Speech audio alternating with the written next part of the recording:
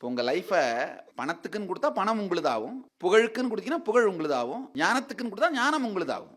இதுதான் மிக உயர்ந்தது. அதாவது சாமிக்காக சாகிறது இல்லை, சாமிக்காக வாழறது. ஒன்று தெரிஞ்சுக்கோ.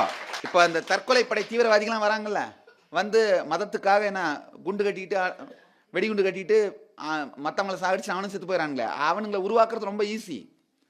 ஆனால் வாழ்நாள் முழுக்க இந்த காவியை கட்டிக்கிட்டு உடம்புக்குள்ளே ஏற்படுற உணர்வு உணர்ச்சி கொந்தளிப்பையெல்லாம் கரைச்சி கம்ப்ளீஷனில் வச்சு இதை சுற்றி இருக்கவங்களெல்லாம் இந்த அறிவியலை வாழ வைக்கிற சன்னியாசி தான் பெரிய கஷ்டம். புரியுதா? அவன் வெடிகுண்டை கட்டிட்டு போய் மற்றவனை சாவடிச்சுட்டு அவனும் செத்து போயிடுறான். இவங்க வெடிக்காத நெருப்பு காவி, அதை கட்டிட்டு தானும் தூய்மையாய் மற்றவங்களையும் தூய்மையாக்குறாங்க. இந்த வீடியோ தங்களுக்கு பயனுள்ளதாக அமைந்திருக்கும் என்று நம்புகிறோம். முழு வீடியோவை கண்டு மகிழ கமெண்ட் செக்ஷனில் உள்ள லிங்கை கிளிக் செய்யவும். நித்யானந்தம்.